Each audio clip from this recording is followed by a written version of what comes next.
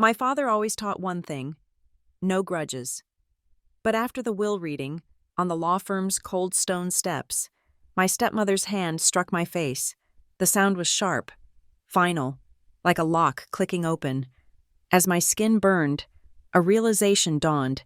He hadn't just left me a fortune, he left a trap, and with that single act of violence, she had just sprung it herself. My name is Rhea Marlin. I am 32 years old, and for the last decade, I have been the head of operations at Northbridge Systems, the company my father built from a single machine shop into a logistics empire. Today, I was watching it slip through my fingers. The conference room at Halbert and Knox smelled of things ending. It was a suffocating scent, a blend of old leather from the cracked Chesterfield chairs, decaying paper from the archives, and the faint, cloying sweetness of the polish used on the vast mahogany table that separated us. The firm was located in the oldest district of Gannett Row, a city of steel and glass built on a foundation of brick and iron. And this room was its heartwood, dark, airless, and impervious to the modern world outside. A single tall window let in a reluctant slice of the gray afternoon sky, illuminating a universe of dust motes dancing in the stillness. Everything was heavy here: the wood, the silence, the weight of the moment. I sat opposite them, Sable Quinn, my father's wife of 6 years, and her son, Kellen. Sable was a study in predatory stillness, her posture ramrod straight, her silver blonde hair pulled back in a chignon so severe it seemed to stretch the skin over her cheekbones. She wore a charcoal gray suit that cost more than my first car, a single, offensively large diamond on her left hand. Her presence consumed the oxygen in the room. Beside her, Kellen lounged in his chair, a cheap imitation of his mother's coiled intensity. At 28, he had the unearned confidence of a man who had never faced a real consequence. He wore a designer suit that was too tight in the shoulders, and a smirk that he seemed to have put on with his watch that morning. They looked like a matched set of exquisitely crafted knives. I kept my own hands folded on the table, my spine straight, my expression a carefully constructed blank. Inside, my stomach was a knot of cold dread. Mr. Halberd, the firm's senior partner, cleared his throat, the sound as dry as rustling parchment. He was a relic from the same era as the furniture, his face a roadmap of verdicts and settlements. He adjusted his spectacles and continued to read from the thick document that represented the sum of my father's life. His voice was a monotone drone, stripping all emotion from the legal architecture that was now locking me out of my own legacy. And, as such, the majority controlling shares of Northbridge Systems, currently held within the Marlin Trust, shall be administered by a temporary fiduciary, he read, his gaze fixed on the page. This fiduciary, designated herein as the spousal custodian, will retain full voting and operational authority.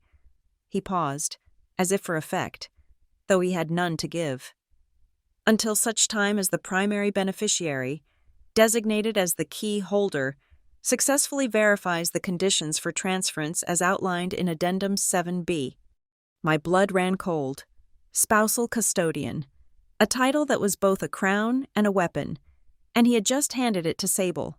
I didn't dare look at her, but I could feel the shift in her energy, a subtle expansion, the satisfaction of a predator closing its jaws. I was the key holder. The document had clarified that much. But the conditions were buried in legalese I couldn't yet parse. For all intents and purposes, she was in control. Mr. Halberd pressed a button on a small, sleek audio recorder placed in the center of the table. The sudden sound of my father's voice filled the oppressive silence. It was rich, warm, and so painfully alive it felt like a physical blow. It was from a video will he'd recorded months ago. A final message. No grudges, kids. His voice resonated, a ghost in the machine. That's all I ask. This company is about connecting things, making things whole, build, don't burn. Remember that. The click as the recording ended was brutally final. It was the last time I would ever hear his voice. The sentiment, once a cornerstone of his philosophy, now felt like a cruel joke, a parting instruction to stand still while they dismantled everything he had built. A small, triumphant smile played on Sable's lips. It wasn't a show of happiness. It was a confirmation of power. A thin, bloodless press that conveyed everything words could not. Kellen leaned forward slightly, his eyes gleaming with condescending pity. "Guess you're middle management forever, Rhea," he murmured, his voice just loud enough to slice through the quiet. "Don't worry. I'll try to remember your name when I'm up top." I didn't react. I kept my gaze fixed on the water glass in front of me, focusing on the condensation tracing a path down its side. I would not give them the satisfaction. The meeting was concluded with a series of hollow handshakes. I avoided their touch, giving Mr. Halbert a curt nod before turning to leave. The stale air of the office gave way to the damp, metallic chill of the Gannett Row afternoon. I walked ahead of them toward the parking structure, my heels clicking a sharp, angry rhythm on the concrete. I just wanted to get to my car, to seal myself in and finally let the mask of composure crack. I never made it. "Rhea," Sable's voice was low, cutting through the ambient city noise. A hand shot out and grabbed my upper arm, her fingers digging in with surprising strength. She pulled me to a stop beside a concrete support pillar, out of the direct line of sight of the security kiosk. Her face was inches from mine. Her perfume, a heavy floral scent, was suffocating. "You don't deserve it," she whispered, her voice a venomous hiss. "You were always a disappointment to him, a glorified clerk. He gave me this power because he knew you couldn't handle it." And then she swung. It wasn't a frenzied, emotional slap. It was cold, deliberate, and punishing. Her palm connected with my cheek with a sound that seemed to echo in the cavernous space. A sharp, percussive crack that was utterly alien to the quiet hum of the garage. My head snapped to the side, and the world seemed to tilt on its axis. White-hot pain exploded across my skin, a blooming nova of humiliation and shock. I stumbled back a step, catching myself on the cold, rough surface of the pillar. My vision swam for a second, a constellation of black spots dancing in front of my eyes. In that disorienting moment, as I fought to regain my balance, I felt a faint, low vibration against my hip. It was my phone, tucked into the pocket of my coat. The sensation was so mundane, so disconnected from the violence of the last few seconds, that it took a moment for my stunned brain to process it. The audio recording app I used as a matter of professional habit, on the advice of our corporate counsel years ago, I had set it to automatically record for the duration of any scheduled legal or financial appointment. It had started recording the moment I stepped into Halbert and Knox. It was still running. The microphone was still live. It had captured everything: the rustle of papers, Mr. Halbert's drone, my father's voice, and, just now, Sable's hissed whisper and the clean, sharp, damning sound of the slap. Across the way, the security guard in the glass kiosk, a man in his late 50s with a weary face, had turned his head at the sound. Our eyes met for a fraction of a second. I saw a flicker of alarm, of recognition. Then, with a practiced, deliberate slowness, he swiveled his chair back to face his bank of monitors. He had seen it, and he had chosen to unsee it. Sable saw it too. She saw the guard turn away, and her triumphant smile returned. This time wider, uglier. She straightened the lapel of her suit jacket, unruffled. "Go on. Sue me," she hissed, her voice dripping with the absolute certainty of the powerful. "Tell them I laid a hand on you. Who do you think they will believe?" She turned and walked away, Kellen falling into step beside her, casting one last, mocking glance over his shoulder. I didn't watch them go. I remained braced against the pillar, my breath coming in shallow, ragged gasps. Slowly, deliberately, I raised a trembling hand to my cheek. The skin was hot to the touch, a brand of stinging fire that was already beginning to throb with a deeper ache. The pain was grounding. It cut through the shock, focusing my thoughts into a single, sharp point. I took one slow breath, then another. In my mind, I heard my father's voice again, not from the recorder, but from memory. No grudges. Kids, build, don't burn. But the words were different now. The warmth was gone, stripped away by the raw, ringing reality of the slap. It was no longer a gentle, philosophical plea for peace. The meaning twisted, reconfigured, and hardened into something else entirely. It wasn't an appeal, it was an instruction, a mechanism. The two words echoed in the sudden, sharp silence of my mind. No longer a sentiment, but a sequence. A password, a trigger. The echo of the slap did not fade. It receded, replaced by a cold, ringing clarity. I stood against the concrete pillar for exactly 15 seconds, a brief system diagnostic for shock and physical integrity. My cheek throbbed with a low-frequency pulse, but my hands were steady. I took my phone from my coat pocket. The screen was still lit, the red recording bar active. I pressed stop. The file was time-stamped and saved. My next action was just as automatic. I dialed 911. The voice of the dispatcher was calm, detached. Gannett Row 911, what is the location of your emergency? This is not an emergency in progress, I stated, my voice level, devoid of the tremor I felt deep in my bones. I need to file a report. An assault has just occurred at the central parking structure for the Halberd and Knox building, 451 Iron Street. The assailant has left the scene. I provided my name, Sable's name, and a description. I was giving a deposition, not a cry for help. 2 patrol officers arrived within 10 minutes. They were a study in contrasts, one older, with a weary but patient expression, the other young, sharp, his eyes taking in every detail. I recounted the event in the same dispassionate tone I'd used with the dispatcher, facts only, the time, the location, the words spoken, the physical contact. I did not use words like enraged or vicious. I said, the action was deliberate and unprovoked. The older officer, Martinez, approached the security kiosk. I watched as he spoke to the guard. Mr. Henderson, according to his name tag. I saw Henderson shake his head, his shoulders hunched. He didn't want to be involved. Martinez was persistent, his voice low but firm. Finally, the guard gave a reluctant nod. Your witness confirms he heard a loud noise consistent with your statement and saw you stumble. Martinez reported back to me, his pen making neat, blocky letters in his notepad. He confirms the other party left immediately after. It was the bare minimum, a half-truth that omitted his direct line of sight. But it was enough. It was an official, third-party corroboration. He handed me a card with a case number on it. You'll want to get that cheek looked at. For the report. It was an instruction, and I took it as such. My next stop was the emergency room at St. Presidio Clinic. The place smelled of bleach and quiet desperation.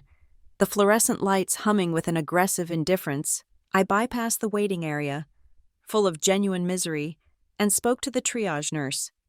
I don't require medical attention, I said clearly, handing her my ID and insurance card. I am here to have an injury documented for a police report. The process was transactional. I was an asset being cataloged. I was taken to an examination room where a doctor, a young resident with tired eyes, gently probed the already darkening bruise on my cheek. He dictated his findings into a recorder.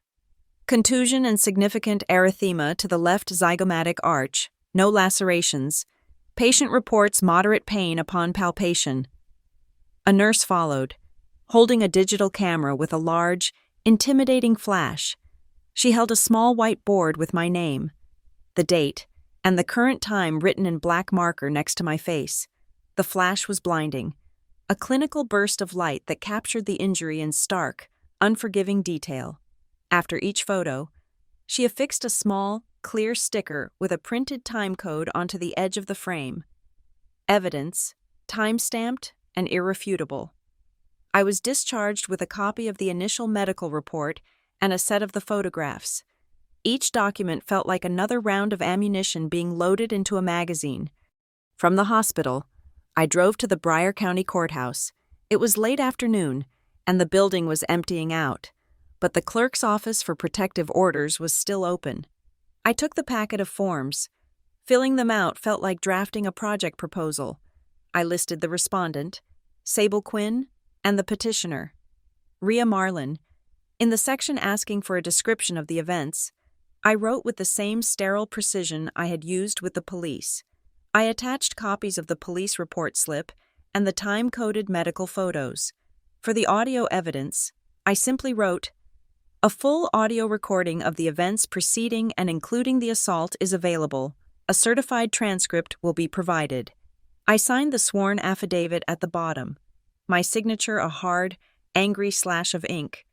A judge would review it in the morning and likely grant a temporary order pending a hearing. It was another layer of the foundation. A legal wall was being built, brick by methodical brick. That night, in the quiet of my apartment, the city lights of Gannett Row glittering like cold jewels outside my window, I executed the next phase of the protocol. I sat at my desk, my father's old desk, and connected my phone to my workstation. The audio file was a pristine wave, 47 minutes long. I listened to the relevant section only once to verify its contents. Sable's hiss, the slap, her final, arrogant taunt. I didn't need to hear it again. Redundancy was the first principle of data security. I dragged a copy of the file to my corporate iCloud drive, where it would be protected by Northbridge's enterprise-level encryption and server backups. I then connected a small, matte black device to my USB-C port, a LaCie rugged SSD, fully encrypted with AES 256 protocol. I transferred a second copy there. Finally, on my local machine's encrypted partition, I created a new directory. I named it with the cold, clear logic of a contingency plan. Compliance. If I'm hit, open. I placed the third copy of the audio file inside. 3 separate locations, 3 layers of security. The evidence was now secure. My fingers moved across the keyboard, opening my encrypted messaging client. I sent a single line to Nova Pike, the sharpest mind in our internal legal department, a paralegal who understood the architecture of corporate power better than most of the lawyers. Flag incident for potential fiduciary breach. Details to follow. Classification. Workplace-adjacent violence by fiduciary. I didn't need to explain. Nova would understand the language. Workplace-adjacent tied the assault, which occurred off-premises, directly to the business of the company, the reading of the will. It argued that the violence was a direct result of a corporate event. Fiduciary was the kill shot. Sable, as spousal custodian, had a legal duty to act in the best interests of the trust and its beneficiaries. An act of violence against a beneficiary was a profound, documentable breach of that duty. I was framing this not as a family dispute, but as a corporate compliance failure. With the initial procedural steps completed, I turned to the last piece of my father's desk, his notebook. It was a thick, leather-bound journal, not a diary, but a repository of his thoughts, filled with logistical diagrams, management theories, and quotes from Stoic philosophers. Its pages were a map of his mind. I had read it cover to cover a dozen times. I knew where to look. I flipped past sketches of conveyor systems and notes on supply chain efficiency until I found the page I was looking for. It was held in place by a single, old-fashioned brass paperclip. The page itself was blank, except for a single, cryptic notation in my father's familiar, angular handwriting. NG 72. I stared at the characters. They were meaningless to anyone else. But to me, in the aftermath of the day's events, they were a Rosetta Stone. NG, no grudges, the phrase from his final message, the trigger. And 72. It wasn't a page number or a code. My father thought in terms of operations, of timelines, of critical windows for action. 72. In a crisis, you had 72 hours to stabilize a system before the damage became irreversible. It was a deadline, a 3-day activation window. The protocol had been initiated by Sable's attack, and the clock was now running. I had 72 hours to use the key she had just handed me. The final piece of my work for the night was to compose an email. I opened a new draft. the white screen stark against the dark room. The bruise on my face was a dull, persistent ache. To Board of Directors, Northbridge Systems. From Rhea Marlin, Head of Operations. Subject: Notice of material risk relating to custodian conduct. The body was concise, a summary of facts laid out in bullet points. It referenced the police report, the medical documentation, the existence of the audio file, and Sable Quinn's newly appointed role as spousal custodian. It clinically stated that the custodian's violent actions toward another primary beneficiary constituted a severe breach of fiduciary duty and exposed the company to significant legal and reputational risk. It was a declaration of war written in the dry language of a corporate memo. My finger hovered over the send button, but I didn't click it. Not yet. I saved it to my drafts. The chain of evidence I had built was strong. The assault, the witnesses, the documentation. It was a solid case, but it was personal. Sable's lawyers could spin it as a heated family argument, a moment of emotional distress. They would paint me as hysterical, vindictive. The bruise was the catalyst, proof that the no-harm condition had been violated, but to turn it into an undeniable, irreversible key to power. I needed more. I needed to connect her physical violence to a professional crime. I had to prove that the hand that struck me was the same hand robbing the company blind. The slap opened the door. Now, I needed to find what she was hiding behind it. Monday morning at Northbridge Systems was like stepping into a different dimension. The air itself was different, cool, filtered, and humming with the silent flow of data. I walked through the glass atrium, a cathedral built to the god of logistics. On the wall opposite the entrance, a 60-foot screen displayed the global operations dashboard, a living map of our network.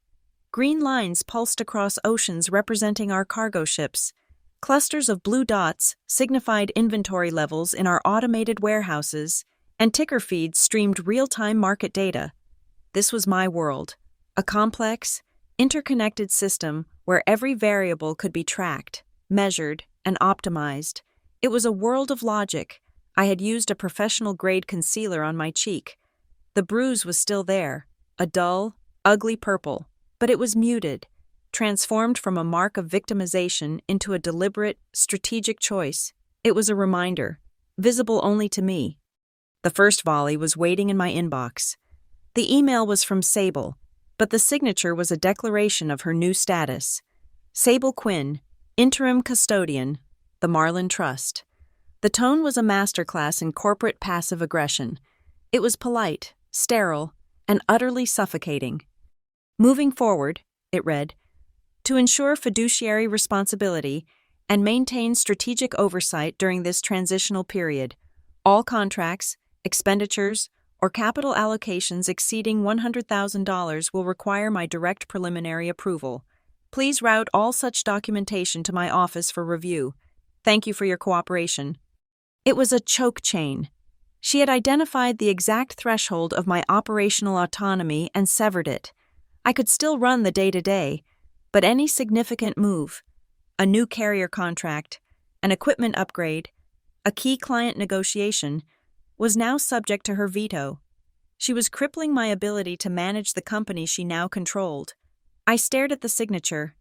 Interim Custodian, a title my father had created, now being used as a bludgeon. Without comment, I forwarded the email to Nova Pike with a 2-word message. Noted, archive.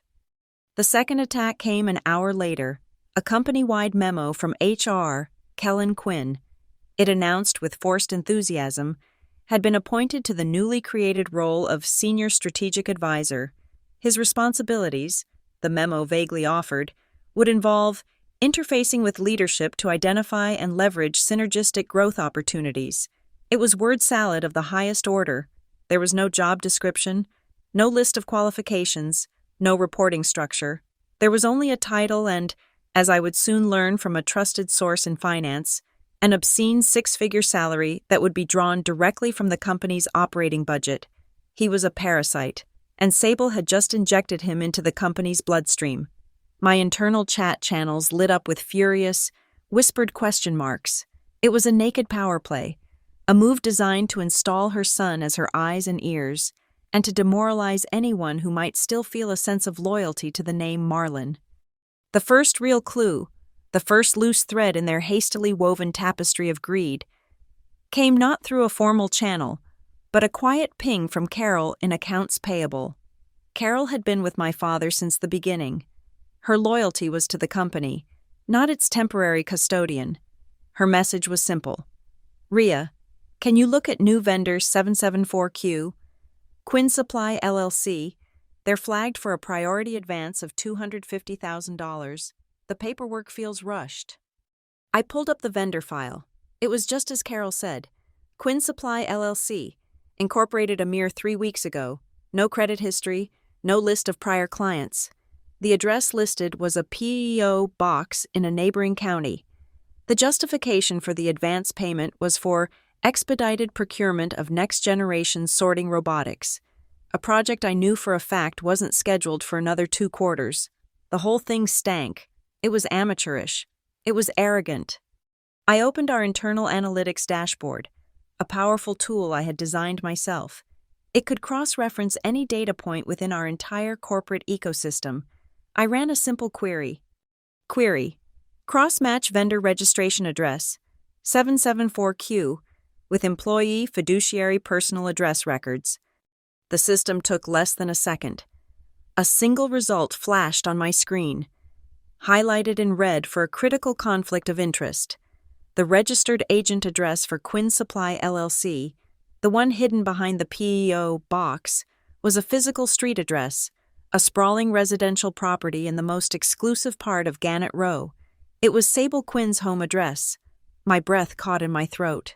It was the sloppiest, most arrogant attempt at embezzlement I had ever seen. She was trying to siphon $250,000 from the company using a shell corporation registered to her own house. She wasn't just a bully. She was a common thief.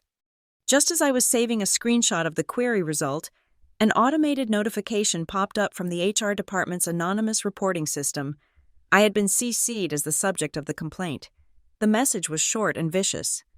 An anonymous source reports that Ria Marlin is creating a hostile work environment. She appears emotionally unstable following her father's death and is attempting to improperly push her grieving stepmother, Sable Quinn, out of her legally mandated administrative role, suggesting immediate intervention before her actions harm the company. The smear campaign had begun. It was a classic corporate tactic. Attack first, discredit your opponent, and frame their inevitable response as proof of their instability. Sable wasn't just coming for the money. She was coming for my reputation, my career. I called a meeting in my office. My 3 key people: Ben Carter, my head of logistics, Maria Flores, my finance director, and Jian Li, my IT security chief. They were the company's nervous system, and I trusted them completely. I closed the glass door. "Here's the situation," I began, my voice calm and even. "Control of the Marlin Trust has temporarily passed to Sable Quinn. She has installed her son in a strategic role. You will all be receiving directives from them. Your job is to follow them, to the letter." They stared at me, confused. Ben started to protest. "Ria, her first directive is a disaster for the Q4 shipping projections." "I know," I cut him off. "And you will execute it perfectly, and you will document the impact. Maria, when Kellen asks for a company expense account with a ridiculous limit, you will approve it, and you will document it. Jian, when they ask for access to systems they have no business being in, you will grant them the lowest possible permission level that satisfies the request, and you will log every single keystroke. We are not fighting them. We are not arguing. We are creating an immaculate, auditable, and legally verified paper trail of every single action they take. We will give them no cause to claim insubordination. We will simply let them demonstrate their incompetence and malfeasance in their own handwriting. Do you understand?" They nodded, a grim understanding dawning on their faces. They saw the strategy. We weren't fighting a war of emotion. We were building a case file. That afternoon, as I was compiling the evidence, Sable's email, Kellen's appointment, the vendor file, the HR complaint. A message popped up from Nova Pike. It was direct and to the point. Found something. Addendum 7B of the trust. You need to see this. She sent over a scanned PDF with a single section highlighted. It was titled The Civility and No Harm Clause. I'd read it before, but had dismissed it as legal boilerplate, the kind of feel-good language lawyers insert that has no real teeth. All beneficiaries of the Marlin Trust, it read, in their interactions with one another concerning the business of the trust, are bound by a duty of professional civility and decorum. No beneficiary shall engage in actions intended to cause direct physical or significant reputational harm to another beneficiary. Such actions may be considered a material breach of the beneficiary's duties under this agreement. It was vague. What defined civility or significant reputational harm? It seemed unenforceable, but then Nova sent a second message that connected everything. That clause is directly referenced as a primary condition for the key holder protocol, and I reread the protocol section.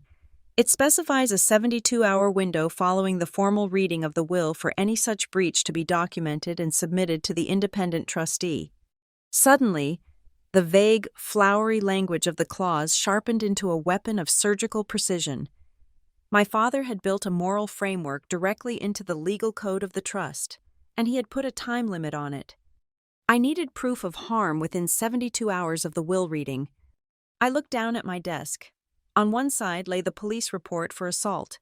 Beside it were the time-stamped photos from the St. Presidio ER, the angry purple of the bruise a stark fact against my skin.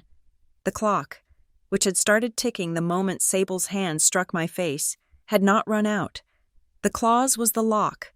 The documented, time-stamped assault was the key. Now, with the discovery of Quinn Supply LLC, I had found the door it was meant to open. The answers weren't in the gleaming steel and glass headquarters of Northbridge Systems. They were buried in its heartwood, in the place where it all began. After leaving the office, I drove across the industrial sprawl of Gannett Row to a low, unassuming brick building in the old manufacturing district. This was the original machine shop, the single-cell organism from which the entire global logistics empire had evolved. My father had kept it, not for sentimental reasons, but as he always said, to remember the schematics. It was a place of oil-stained concrete floors, cold metal lathes, and the lingering scent of ozone and worked steel. It was a place where things were built, not just managed. In the back office, a small, wood-paneled room that looked more like a foreman's shed than a corporate archive, stood an old, heavy iron safe. It was a behemoth from the 1950s, with a single combination dial and a heavy squealing handle. I had not opened it in a decade, but I knew the combination by heart. It was my mother's birthday, followed by the date my father secured his first patent. I knelt on the cold floor, the clicks of the tumblers echoing in the dusty silence like the counting of seconds. With a final, heavy thud, the mechanism disengaged. It took all my weight to pull the thick steel door open. Inside, among old property deeds and archived blueprints, was a single, plain manila folder. The label on the tab was written in my father's sharp, angular script. 2 words, bridge key. My heart hammered against my ribs, a dull, insistent beat against the profound quiet of the room. My hands were perfectly steady as I lifted the folder out. It was light, almost empty. I opened it on the surface of the old metal desk. There were only 2 items inside. One was a small, black USB flash drive, unadorned and functional. The other was a single sheet of his personal letterhead. Folded once, I unfolded it. The note was just a few words, a contingency plan condensed into a single, devastating sentence. If they hit you, you're the key. I stared at the words, the ink a faded blue against the heavy cream paper. It wasn't a prediction, it was a diagnosis. He had known. He had looked at the woman he married, at her son, and he had seen the potential for this exact moment. He had seen the violence coiled beneath Sable's polished exterior and had built a failsafe, an emergency protocol with me at its center. The cold, procedural shell I had built around myself over the past 48 hours threatened to crack. This was not just business. It was a final message from my father, an arm reaching across the void of death to place a weapon in my hand. I took the USB drive and plugged it into my laptop. A single video file appeared on the screen. Protocol 7B, MP4. I clicked play. My father's face filled the screen. He looked tired, thinner than I remembered, but his eyes were clear and sharp. He was in his study at home, the familiar backdrop of books and schematics, a painful reminder of his absence. He wasn't looking at the camera. He was looking at me. "Rhea," he began, his voice devoid of the warmth from the recording at the will reading. This was not the philosopher, Dad. This was the system's architect. If you are watching this, it means two things. First, I am gone, and second, they have failed the test. He leaned forward slightly, his expression grim. I'm a practical man. I believe in people's better natures, but I also believe in contingency planning. The Marlin Trust is a powerful engine, and it needs a steady hand. I hoped Sable could provide that, with your help. I hoped Kellen would mature. Hope, however, is not a strategy. He picked up a copy of the trust document, the same one Mr. Halberd had read from. The phrase, "no grudges," was not a suggestion. Rhea, it is a legal tripwire. It is the verbal key that activates the most important part of this document. Addendum 7B, the civility and no harm clause. That clause is a binding condition of inheritance and control. It's a character test written into the bylaws. He pointed a finger at the camera, at me. You are the designated key holder. The protocol is simple. If any beneficiary, specifically the spousal custodian, engages in a direct act of physical or significant reputational harm against you, the key holder, they are in material breach of the trust. That breach, if properly documented, gives the independent trustee the immediate and non-negotiable right to strip the custodian of all fiduciary authority and transfer their conditional shares and all associated voting rights directly to you. My breath hitched. It was all there, a clean, elegant, and brutal piece of legal engineering. He had anticipated the exact nature of their attack. There is a time limit, he continued, his voice low and urgent. This isn't a weapon for old grievances. It's a defense mechanism against a present threat. You have 72 hours from the moment the will is officially read to document the breach and present it to the trustee. NG 72. No grudges. 72 hours. It's a dead man's switch. Rhea, if they acted with decency, this video would remain unseen, and the power would be shared. But if their greed and their nature got the better of them, he trailed off, a flicker of profound sadness in his eyes. My hand, resting on the desk, began to tremble, a single, uncontrollable tremor that ran up my arm. The slap, the casual, arrogant act of violence in the parking garage. It hadn't just been an assault. It was an authentication, a signature. Sable had taken her own hand and, with a single, violent motion, had stamped the legal document that would be her undoing. The pain that had bloomed on my cheek was the imprint of a seal, validating the very contract she had just breached. The video was nearing its end.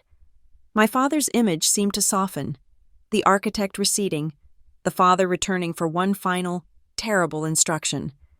I told you to build, not burn, he said softly. And I meant it. But that philosophy has a corollary. If they try to burn you, if they try to burn down everything we've built, you take their fire and you use it to forge the key. The screen went black. The silence in the old machine shop was absolute. I sat there for a long time, the only movement the slight tremor in my hand. He had given me more than a company. He had given me a shield, a sword, and a perfect, unassailable plan. He had trusted my composure. He had trusted that I would follow procedure, that I wouldn't break, that I would see the attack for what it was, not a personal insult, but a data point, the final variable needed to solve the equation. My hand stopped shaking. The cold clarity returned, sharper now. reinforced with the steel of my father's final will. I copied the video file, encrypting it. I opened my email and composed a new message. It was addressed to Corin Vale, the independent trustee of the Marlin Trust, a retired judge known for her scrupulous, almost severe, adherence to the letter of the law. The subject line was simple: urgent. Material breach of Marlin Trust Addendum 7B. In the body of the email, I attached 4 files: a copy of the police report, the complete set of time-stamped medical photographs from the ER, a certified transcript of the audio recording from the parking garage, and the encrypted video file, Protocol SAR 7B, MP4. I provided the decryption key in a separate, secure message. I wrote a single paragraph explaining that the attached documents constituted proof of a direct violation of the civility and no harm clause by the spousal custodian, Sable Quinn, against the designated key holder, Rhea Marlin, within the stipulated 72-hour window. I hit send. Less than 20 minutes later, a reply appeared in my inbox. Corin Vale was not a woman who wasted words. Ms. Marlin, I am in receipt of your correspondence and the attached files. I am reviewing the video protocol now. If its contents and your documentation are validated, we have clear and sufficient grounds to convene an emergency session of the board and all beneficiaries. Stand by. Corin Vale's message was a starting gun. The legal mechanism was primed, but I knew the emergency board session couldn't be won on the grounds of a personal assault alone. No matter how legally potent the civility clause was, Sable would frame it as a hysterical, private dispute. I needed to pivot the argument from my personal injury to her professional malfeasance. The slap was the act of war. The financial records would be the battlefield. To secure Northbridge, I had to prove she was not just violent, but a clear and present danger to the company's financial integrity. My office became a forensic lab, with the doors locked and the blinds drawn. Nova Pike and I began to dismantle the lie of Quinn Supply LLC, piece by digital piece. Nova was a maestro of data, her fingers flying across her keyboard with an unnerving speed and precision. She didn't just find files, she saw the ghosts of their creation, the digital fingerprints left on every transaction. Okay, she said, her eyes fixed on her monitor. Invoice number QS $250,000 for next-generation sorters. Let's start there. I'm running it against the procurement database. A progress bar filled. A moment later, a single, damning word appeared on her screen. Null. No corresponding purchase order, she stated, her voice flat. The PO number cited on the invoice, 881G, doesn't exist in our system. It's a fabrication. It was exactly as I suspected. The invoice was for goods that were never ordered. Trace the payment authorization, I instructed. I want to see the digital signature chain. Nova's screen split into a cascade of code and logs. Authorization was fast-tracked, bypassed the standard multi-level approval process. The request was input by David Finch, the chief accountant. The final and only approval signature is from Sable Quinn, time-stamped yesterday at 4:15 p.m. The money was now the target. Pull the wire transfer instructions associated with the payment, I said. Let's see where the money was going. This took longer. It required a deeper dive into the encrypted financial gateways. After several minutes of intense silence, broken only by the click of keys, Nova leaned back in her chair. Well, she murmured, a thin, predatory smile on her face. This is interesting. She turned her monitor toward me. The wiring instructions listed a routing number and an account number at a small, private bank known for its discretion. But the designated recipient account name was not Quinn Supply LLC. It was a different entity entirely. It was a holding company named Kellen & Copey Advisory. It was a classic laundering technique, an extra layer to obscure the final destination of the funds. A quick search of the state's corporate registry gave us what we needed. Kellen & Copey Advisory had been incorporated 6 months prior by its sole officer and registered agent, Kellen Quinn. It had no listed clients, no website, No operational history. It was nothing but a name on a piece of paper, a bucket designed to catch the stolen money. The flow was now clear. Northbridge Systems would pay the fraudulent invoice to the shell company Quinn Supply, which would then transfer the funds to another shell company controlled by Kellen. "They're not even being creative about it," I muttered. This was pure arrogance.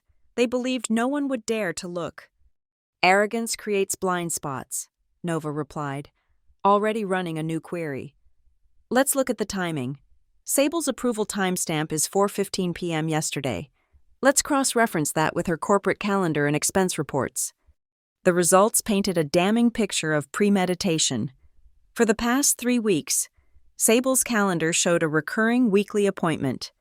Family dinner, Loft 27. Expense reports confirmed these dinners, with lavish bills charged to her corporate account. Each fraudulent invoice from Quinn Supply. We discovered there were 2 smaller, earlier ones we'd missed, had been submitted to accounting the morning after one of these dinners, and Sable's final approval signatures were always time-stamped within an hour of her returning home. They were using family dinners as strategy sessions for robbing the company. The next step was to find physical corroboration. I sent a one-line encrypted message to Jian Li, my head of IT security. "Pull all security footage of the executive parking garage. Last Tuesday, 8:00 a.m. to 10:00 a.m. Scan for interactions involving David Finch." 20 minutes later, a video file appeared in my inbox. The footage was from a camera overlooking the entrance to the executive elevators. At 8:32 a.m., the morning after a family dinner, David Finch is seen pacing nervously by his car. A moment later, Kellen's sports car pulls up. Kellen gets out, not with a briefcase, but with a small nondescript USB flash drive. He looks around, then walks over to Finch. There's a brief, tense exchange of words. Then, Kellen hands the USB drive to the chief accountant. Finch takes it, slips it into his pocket, and practically scurries into the building. It was all there. The conspiracy, captured in grainy, undeniable grayscale. The drive undoubtedly contained the fabricated invoice and wiring instructions for Kellen & Company Advisory. I had enough, more than enough. But the $250,000 advance payment to Quinn Supply was still pending, scheduled to be wired in the morning. I couldn't let it go through. I opened my own terminal and initiated a formal action. Using my authority as head of operations, I placed an immediate corporate hold on the transaction. Reason for hold. I typed, "Urgent red flag review. Vendor irregularities and potential conflict of interest." The system accepted the command. The payment was frozen. An automated alert would go to Sable and to Finch, but my action was perfectly within my purview. It was a standard risk management procedure. They could rage, but they couldn't override it without exposing themselves. As if on cue, a new message popped up on my screen. It was an anonymous, encrypted text from a burner number I recognized. It was from Maddox, a warehouse foreman on the night shift, a man whose loyalty to my father was absolute. The message contained only a single photograph. It was of a stack of brand-new, empty shipping pallets, tucked away in a dark corner of our largest distribution center. Taped crookedly to the top pallet was a freshly printed shipping label. I zoomed in on the image. The label read, "Quinn Supply LLC." Underneath, in bold letters, contents, "Next Generation Sorters." The fraud was so brazen they hadn't even bothered to fill the boxes. I spent the next hour assembling the evidence. I was no longer an executive. I was a prosecutor building a case. I created a new, encrypted folder on my secure drive, Board Packet V1.0. Inside, I created a simple but devastating presentation. Slide 1 was a flowchart, with the Northbridge logo at the top and 2 arrows branching down. One led to Quinn Supply LLC, Shellcorp, Reg, Address, S, Quinn Residence. The other led to Kellen & Kodu, Advisory, Shellcorp, Reg, Agent, K, Quinn. A red arrow showed the $250,000 flowing between them. Subsequent slides contained the null PO report, the corporate registry documents, the embedded security camera clip of the USB handoff, and Maddox's photo of the empty pallets. It was a complete, self-contained narrative of a conspiracy to defraud the company.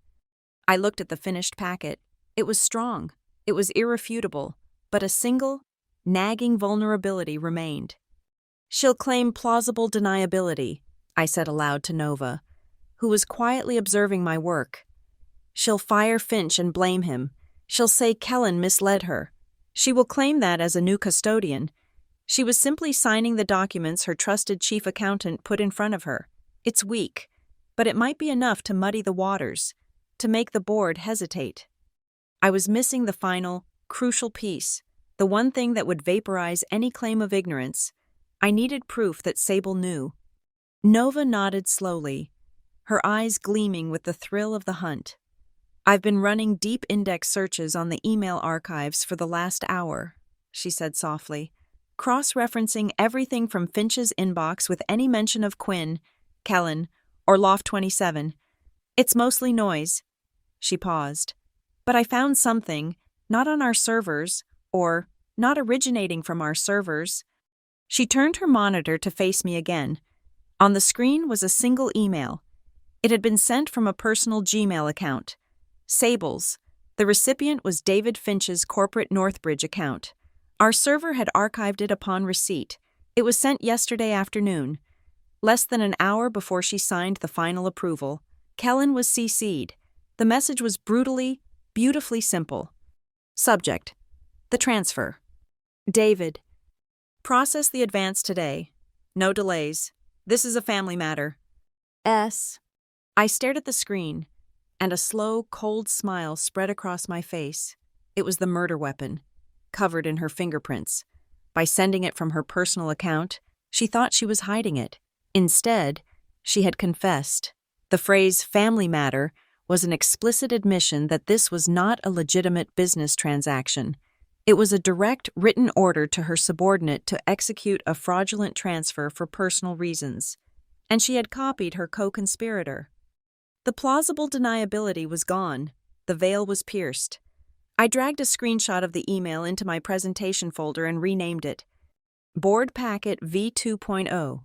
The completed Board Packet V2.0 sat on my encrypted drive, a dense, cold object of pure data. It was a perfectly engineered weapon, each component machined to exact specifications. Now it was time to aim it.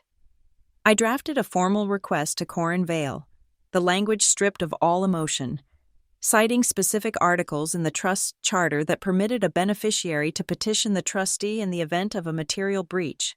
I attached the password-protected packet.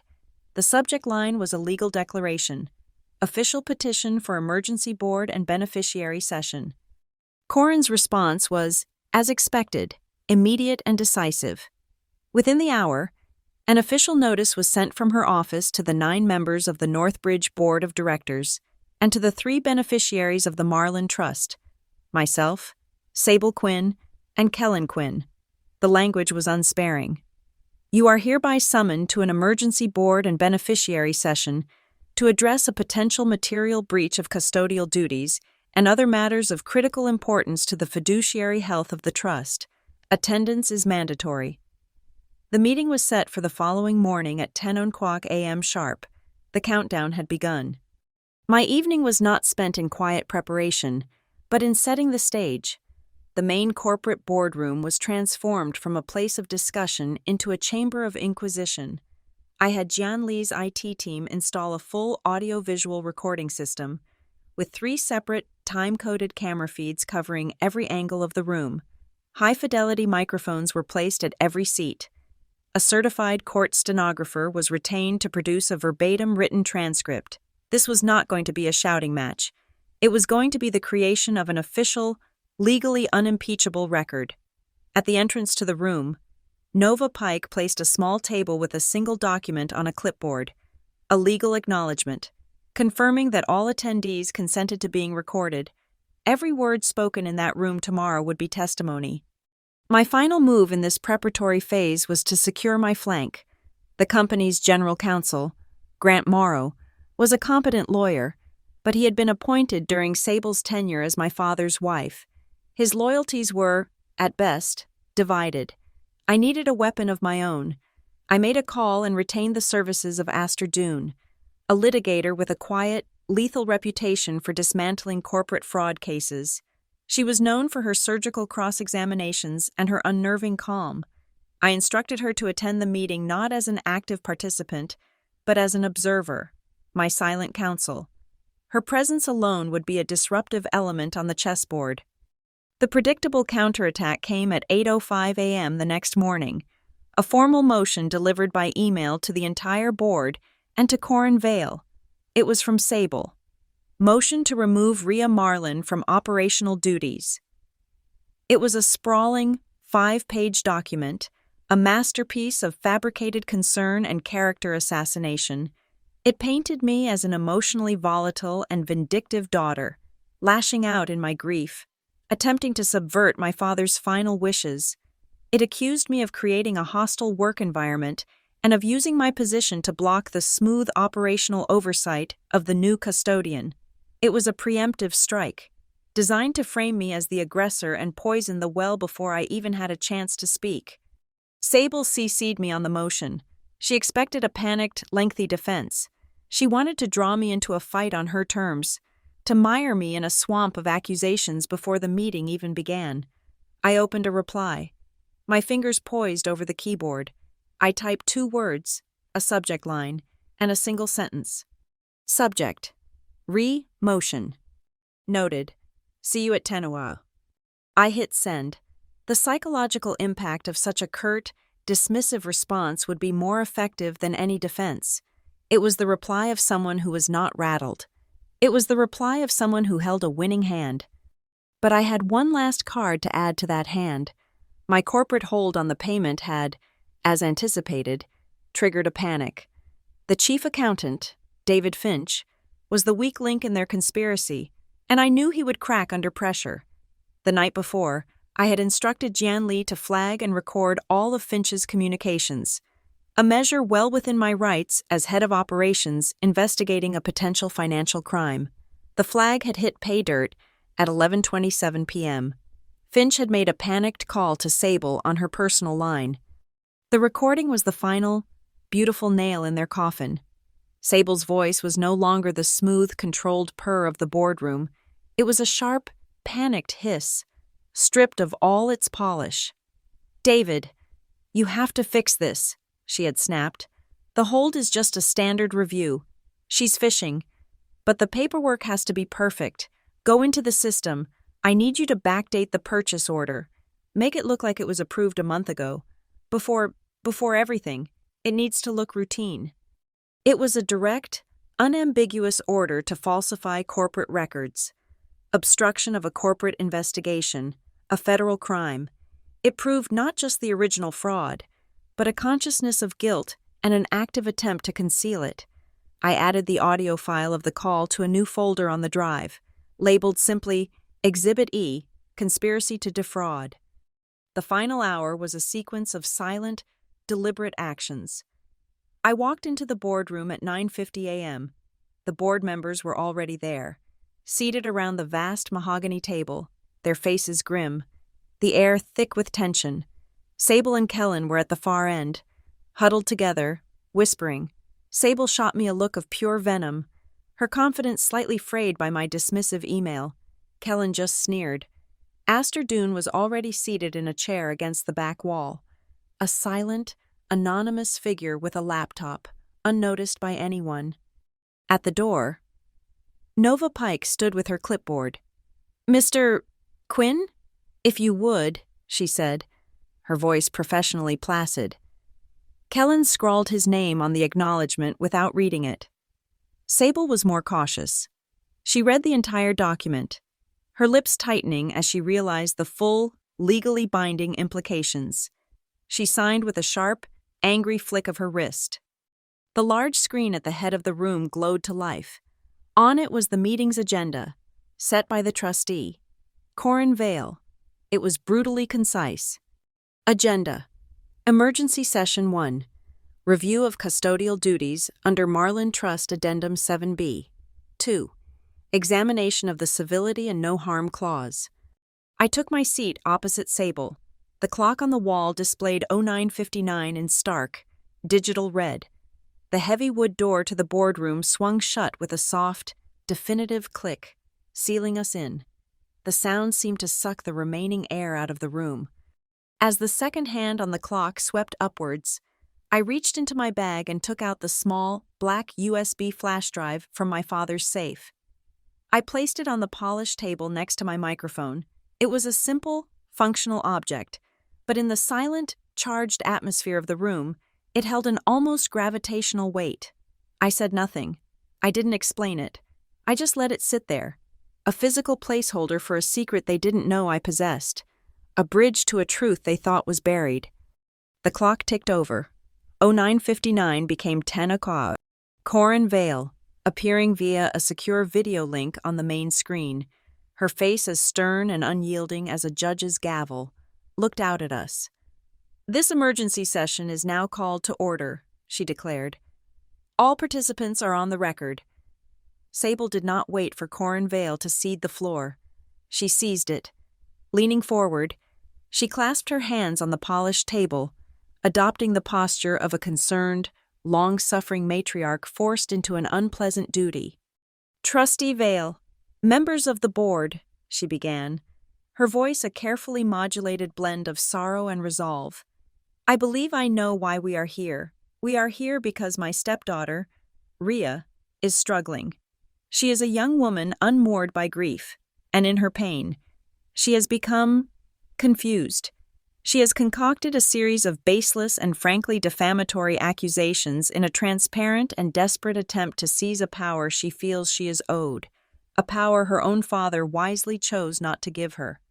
She turned her gaze on me, her eyes filled with a theatrical pity that was more insulting than any anger. "I understand your pain, Rhea, but this company, your father's legacy, cannot be jeopardized by personal instability. Your actions over the past 48 hours, the baseless holds on payments, the anonymous complaints you've clearly encouraged among staff, the general atmosphere of paranoia, it all points to a leader who is not fit for command. My motion to have you removed from your operational duties was not an attack, it was an act of preservation. It was a brilliant opening salvo, casting me as the hysterical, irrational woman against her calm, responsible statesmanship. To bolster this narrative, she gestured to her son. "Kellen has been preparing a preliminary strategic overview. Kellen, perhaps you can share the highlights." Kellen, preening under the spotlight, stood up and activated the main screen. A garish presentation filled the monitor, all slick graphics and meaningless buzzwords. "Thank you, Mother. As you can see," he began, pointing a laser at a chart that was nothing but a series of interconnected circles.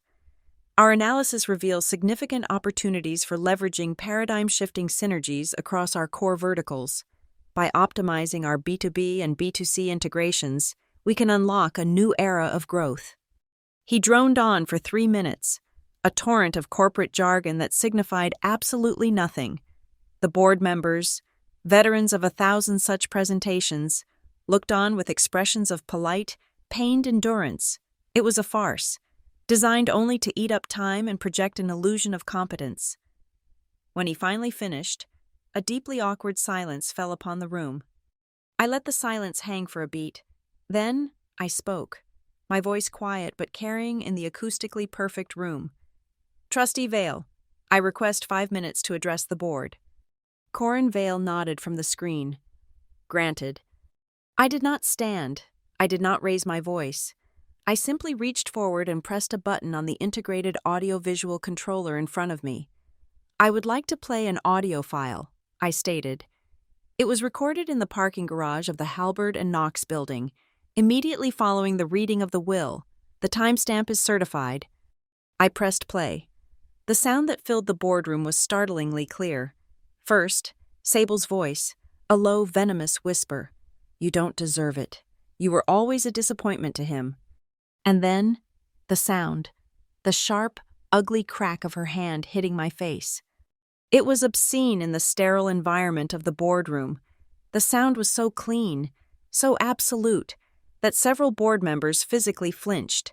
Sable's face went rigid, a mask of pure shock. Kellen's smirk evaporated. The silence that followed was no longer just tense. It was absolute, a vacuum where every person in the room was holding their breath. I let the silence stretch for 3 full seconds. Then I spoke again, my voice as level and cold as a legal filing. "Harm," I said. "Direct physical harm, documented by police report and medical examination, within 72 hours of the will reading." Before anyone could speak, before Sable could form a denial, I cued the next file. "And now," I said, "a video file, recovered from a secure location as per my father's instructions." My father's face appeared on the large screen, looking directly out at the stunned room. He began to speak, explaining the no grudges tripwire, the civility clause, and the key holder protocol. He explained the 72-hour window. He explained, in his own calm, authoritative voice, that an act of violence was the one key that would unlock his final, hidden directive. As he spoke, I could see the dawning horror on the faces of the board members as they understood the elegant, inescapable nature of the trap he had set. When the video ended, the room was as silent as a tomb. Corin Vale was the first to speak, her voice grim. "The digital signature on that video file is cryptographically verified," she stated.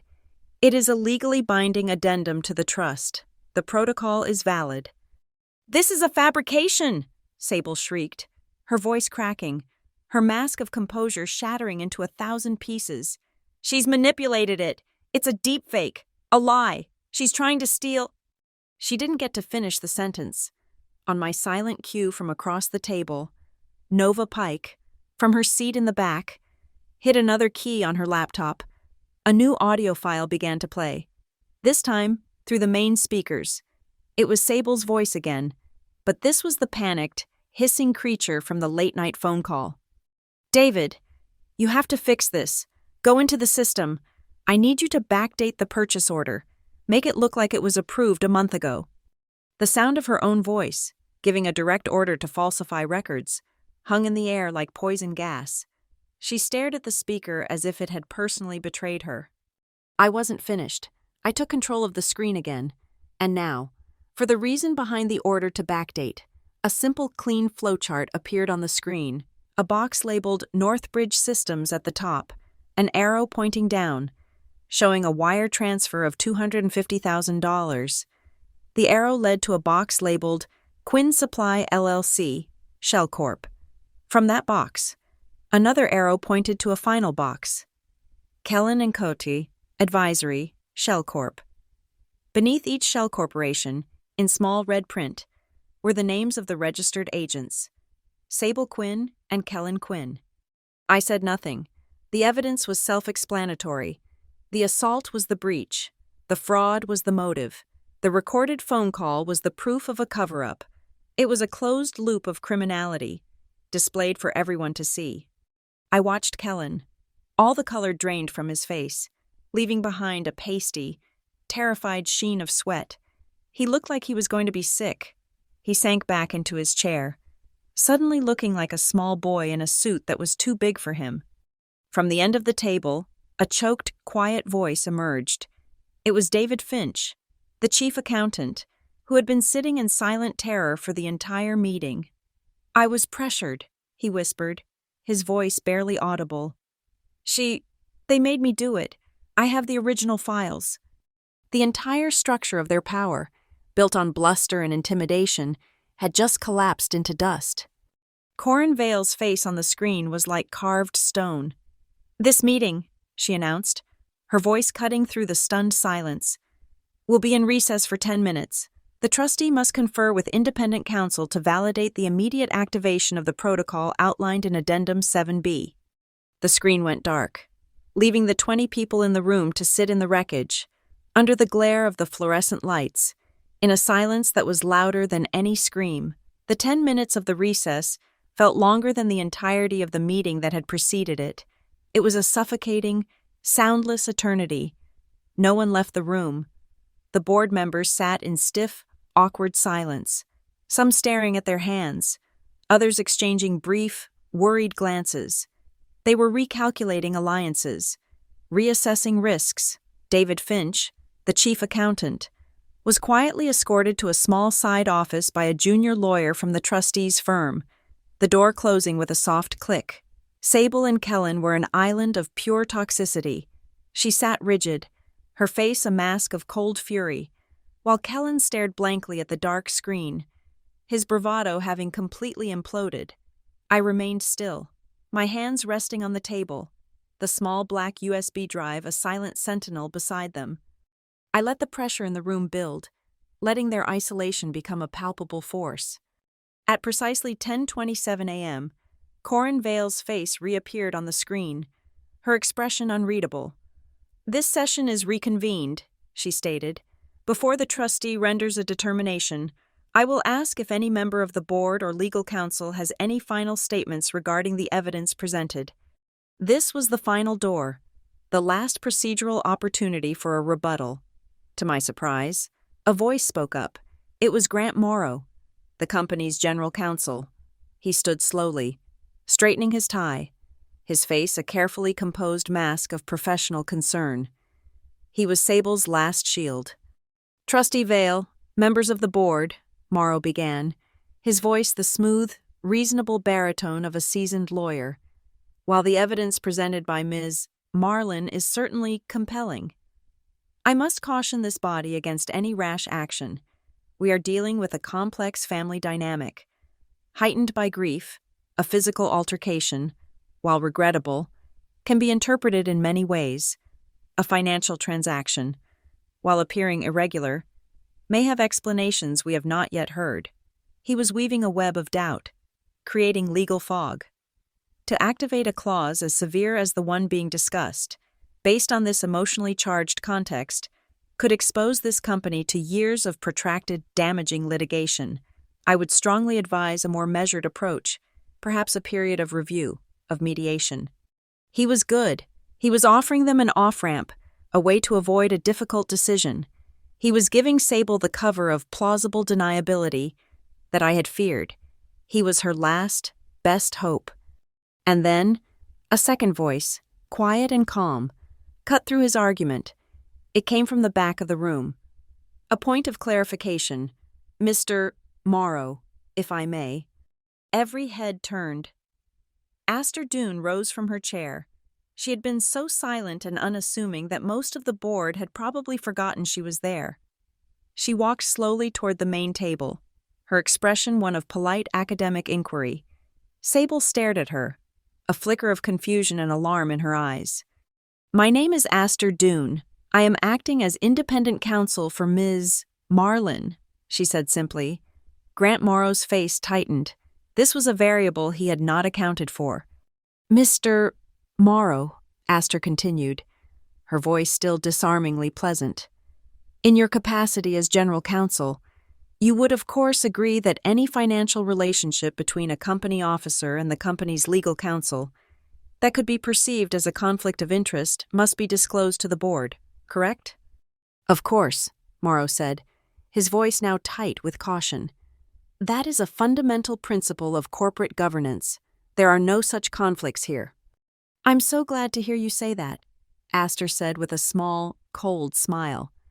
"It will certainly simplify our understanding of a particular transaction we uncovered during our forensic review, a wire transfer, made 2 weeks ago, from the account of Quinn Supply LLC to a private consulting firm named Morrow Strategic Solutions." She let the name hang in the air for a moment. "I'm sure it's just a coincidence, but you share a name with that firm's sole proprietor." Grant Morrow's composure finally fractured. A deep, blotchy red flush crept up his neck. That is a privileged client matter. I do consulting work for many." "I'm sure you do," Aster interrupted smoothly. Nova Pike, on cue, rose from her seat and placed a single, printed document in the center of the table. "However," Aster continued, "it is the memo line on this particular bank statement that I believe the board will find most relevant to our current discussion." A half-dozen board members leaned forward. I could see the words from where I sat, printed in the stark, functional font of the bank's record, retainer for smoothing board. The silence that followed was thick with the stench of betrayal. Morrow was not just advising Sable. He was on her payroll. He had been bribed, paid with the very money siphoned from the company, to manage and control the board in the event her fraud was discovered. He was a co-conspirator. Morrow opened his mouth, but no sound came out. He looked from the damning piece of paper to the horrified faces of the board members who had trusted him for years. He sputtered, a series of incoherent syllables, then sank into his chair, utterly defeated. His career a smoldering ruin. The board erupted in a low, angry murmur. The shield had shattered. While they were still reeling, I pressed my advantage, bringing the focus back to the foundational evidence. Nova, I said. Nova moved with quiet efficiency, distributing folders to each board member. In your folders, you will find 2 documents. The first is a notarized affidavit from Mr. Frank Henderson, the security officer on duty at the Halberd and Knox building, confirming he witnessed the assault.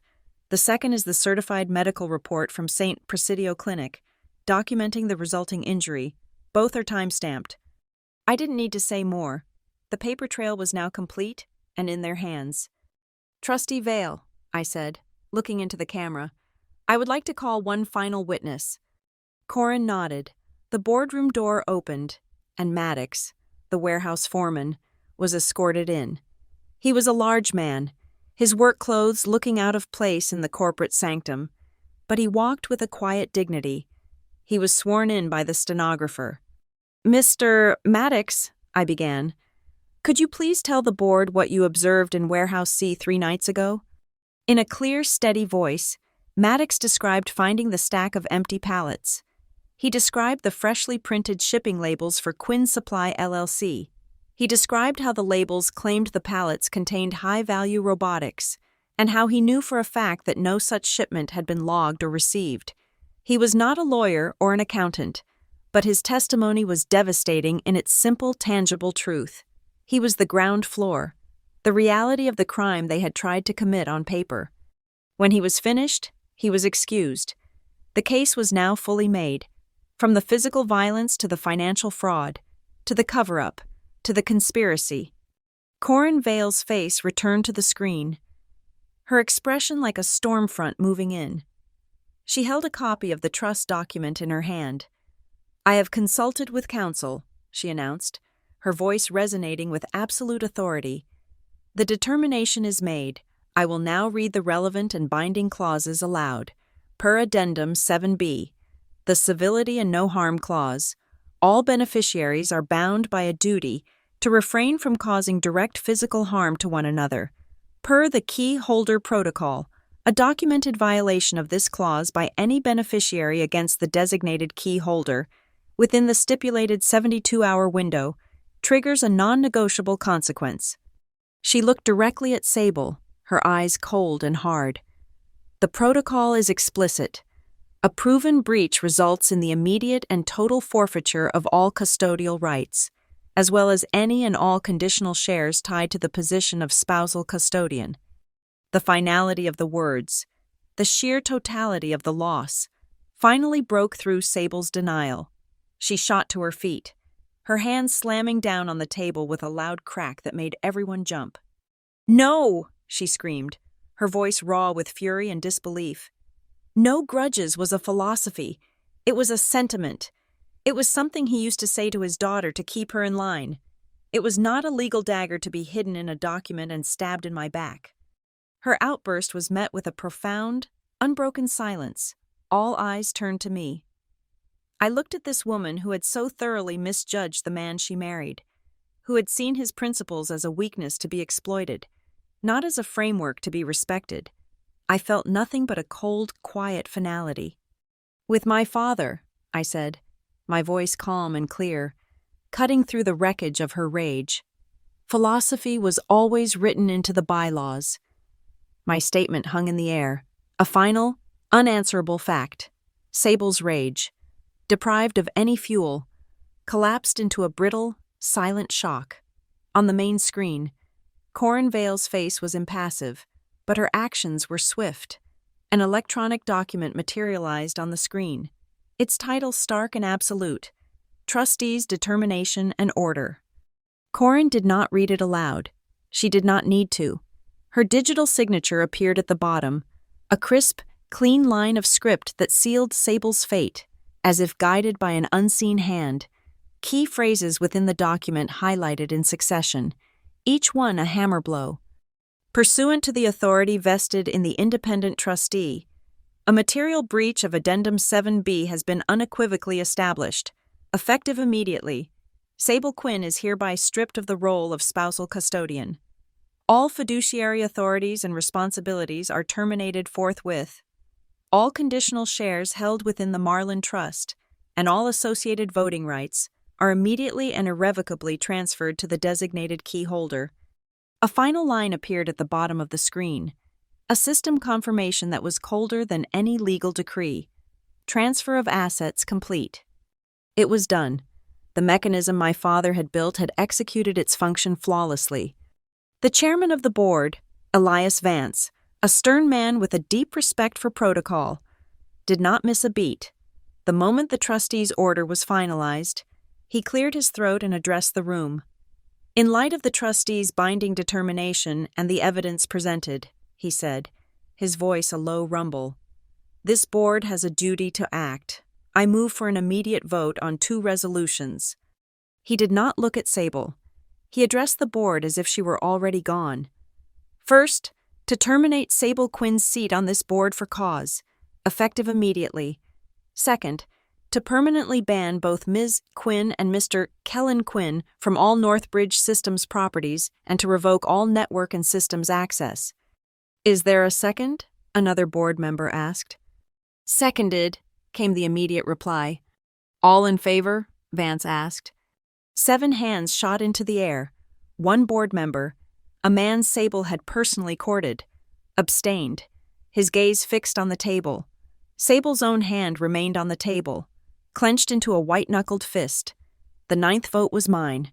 I raised my hand. The resolutions pass, 8-0, with 1 abstention, Vance declared, his gavel-like voice sealing the verdict. The power vacuum lasted for less than a second. I leaned forward, my voice calm and measured, filling the space Sable's authority had just vacated. As a result of the trustee's order, I stated, I now control the majority voting rights of the Marlin Trust. The company is currently without a formal leader. Therefore, I move to appoint an interim chief executive officer to ensure operational stability, effective immediately. I paused for a single, deliberate beat. I nominate Rhea Marlin. It was a formality, a necessary step in the procedural dance. Vance, understanding this, immediately called the question. A nomination has been made for interim CEO. All in favor? My hand went up. The 7 who had just voted with me followed suit. It was absolute. The motion carries, Vance announced. Congratulations, Madam CEO. At that exact moment, the boardroom doors opened silently. 2 uniformed security officers stepped inside. They were professional, their expressions neutral. They walked with a calm, unhurried purpose directly to Sable's end of the table. Ms. Quinn, the senior officer said, his voice respectful but firm. We've been asked to escort you from the premises. Sable did not scream or protest. All the fire had been extinguished, leaving behind something cold and brittle. She rose to her feet with a stiff, unnatural grace. She methodically placed her pen and tablet into her expensive leather handbag. Each movement precise and overwrought with a terrifying, silent fury. She did not look at me. She did not look at anyone. Kellen, his face ashen, stumbled to his feet and followed her like a ghost. They walked the length of the room. The only sound was the faint click of her heels on the marble floor. The 2 security officers followed a few paces behind. The heavy glass doors swung open, and they stepped out into the hallway. The doors swung shut, closing with a soft, pneumatic hiss, utterly devoid of sound or ceremony. They were simply gone, erased. The moment the doors closed, I turned to Nova, who was already at my side with a tablet. There were 2 documents queued up. waiting for my signature, my first act as CEO. I placed my thumb on the screen. The first digital signature authorized a permanent, legally binding stop payment on all invoices from Quinn Supply LLC. It also triggered a full-scale internal audit of all accounts payable approved by David Finch over the past 6 months. My second signature was on a formal directive. It instructed the company's new independent counsel, Aster Dune, to compile the entirety of the evidence presented, Board Packet V2.0, the audio recordings, witness affidavits, everything, and deliver the complete file to the Broward County District Attorney's Office with a formal request for a criminal investigation into conspiracy, wire fraud, and embezzlement. With the immediate threats neutralized, I turned to the head of corporate communications, who had been watching the proceedings with wide, stunned eyes. "One communication goes out," I said. "To the wire services, one sentence, no more, no less."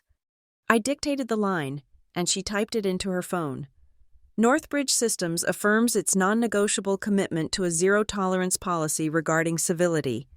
The board members began to file out, one by one, their faces a mixture of shock, relief, and a newfound, profound respect. Elias Vance gave me a curt, approving nod as he left. The room emptied, leaving only Nova, Aster, and me in the quiet aftermath of the coup. Nova walked over to the table where I had been sitting. She picked up the small black USB flash drive, my father's bridge key. She walked back and placed it on the table in front of me, setting it down gently on the polished mahogany. Its purpose had been served. The protocol was complete. After they had both departed, I remained in the silent, empty boardroom. I stood and walked to the vast wall of glass that overlooked the city. The lights of Gannett Row were beginning to appear as the afternoon faded into evening. I caught my own reflection in the darkened glass. My expression was tired, but calm. My eyes were drawn to my cheek. Under the soft, indirect lighting of the boardroom, I could still see the faint, residual discoloration of the bruise, a pale yellow-green shadow just beneath the skin. It was no longer a mark of injury. It was no longer a symbol of humiliation. Staring back at my reflection, I saw it for what my father had always intended it to be. It was a seal, a corporate stamp, a validation, legally executed and delivered by the hand of my enemy. It was the mark that had made everything that happened today not just possible, but inevitable. It was a perfect, valid, and binding signature. When I stepped out of the boardroom, the hallway was no longer a quiet corporate artery. It was a chaotic pressure chamber of light and noise. A dozen reporters, alerted by some unseen signal, had materialized and were now pressed against a velvet rope a security team had hastily erected. The moment they saw me, the chaos erupted. Camera flashes strobed like lightning, turning the sleek glass walls into a blinding hall of mirrors. Microphones on long booms jabbed the air. Questions were shouted, a frantic, overlapping barrage of noise. "Ms. Marlin, is it true Sable Quinn has been removed from the board? What was the nature of the emergency meeting? Can you comment on the fraud allegations?" "Rhea, over here." I did not break my stride. I walked calmly toward the epicenter of the storm. When I reached the rope, I didn't stop. I simply raised a single, steady hand. It was not a wave or a plea. It was a command. Instantly, a strange, expectant hush fell over the pack. They sensed a statement was coming, the soundbite they craved. "I will be making one statement only," I said, my voice not loud, but clear and amplified by the sudden silence. I let my eyes sweep across their faces, meeting the hungry gazes, the unblinking camera lenses. I took a breath. My father's guiding principle was, "No grudges." That phrase has been the subject of some debate today. A low murmur went through the crowd. Let me be clear on what it means. No grudges does not mean you silently endure violence, in the boardroom or anywhere else. It does not mean you tolerate corruption in the name of keeping the peace. I let the words land, letting the cameras capture the unwavering resolve in my eyes. It means that when someone tries to burn down what you have built, You do not burn back. You build something better from the wreckage. I held their gaze for one more second, then turned my back on the erupting chaos of their follow-up questions and walked away. I did not look back. Security parted a path for me toward the executive elevator bank, the shouts and flashes fading behind me like a storm I had just passed through. As I walked down the long, quiet corridor, my phone vibrated in my pocket. I pulled it out. A single text message from a secure number. It was from Corin Vale. The message was 3 words: a final, legal, and absolute confirmation of the new reality. Transfer completed. I looked up. Ahead of me, in the vast, echoing atrium of the main lobby, the 60-foot digital information screen flickered. The news ticker at the bottom of the screen, which an hour ago had been streaming stock market data, was now displaying a single stark line of text. It was the public-facing consequence of that completed transfer. Northbridge Systems announces appointment of Rhea Marlin as interim CEO.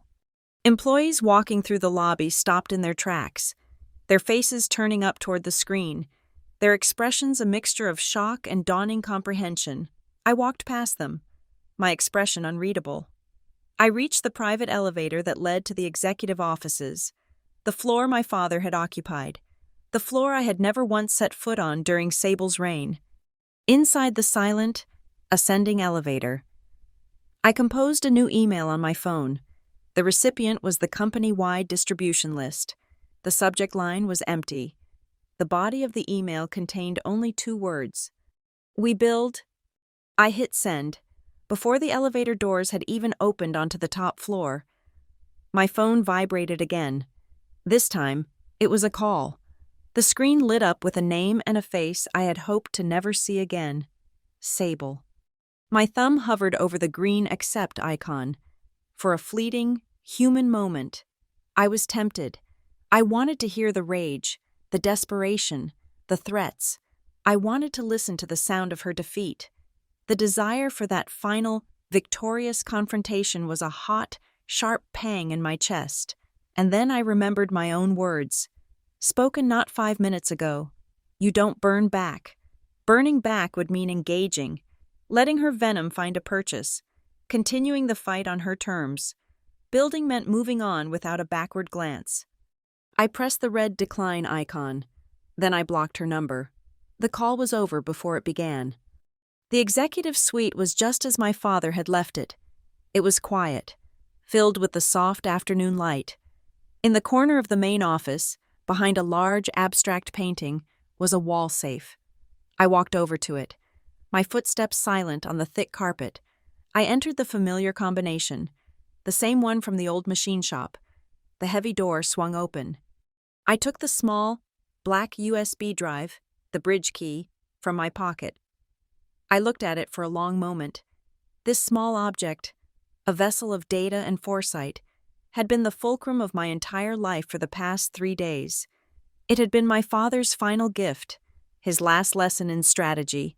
Its purpose was now fulfilled. I placed it gently inside the safe, next to a framed photo of my mother. I swung the heavy steel door shut and turned the handle, locking it tight. The final, definitive click of the tumbler seating into place echoed in the silent office. It was the sound of a story ending. It was a full stop. I walked to the vast, floor-to-ceiling window that made up the office's outer wall. My new position afforded me a panoramic view of Gannett Row, a sprawling cityscape of concrete, steel, and endless possibility. My eyes, however, were not drawn to the horizon. They were drawn downward. Far below, almost directly beneath me, was the parking garage of the Halberd and Knox building. From this height, the cars looked like tiny metal toys. I could just make out the concrete pillar where I had stood, stunned and reeling, my cheek burning with the fresh sting of a handprint. It seemed a lifetime ago. The woman who had stood there, a victim of a cheap, arrogant act of violence, was a stranger to me now. She had been a key holder, waiting for a lock to be turned. From up here, I was no longer just the key. I was the architect, looking down at the foundations of the future. I took one long, slow, deep breath, the clean, filtered air of the office filling my lungs. Then, I turned away from the window, leaving the past in the glass behind me. I walked across the office, my steps sure and steady. I pressed the button for the elevator, the one that would take me not down into the past, but forward into the work that was waiting. The polished steel doors slid shut in front of me, my own reflection vanishing as the light went out. The elevator began to move. Thank you so much for listening to the story.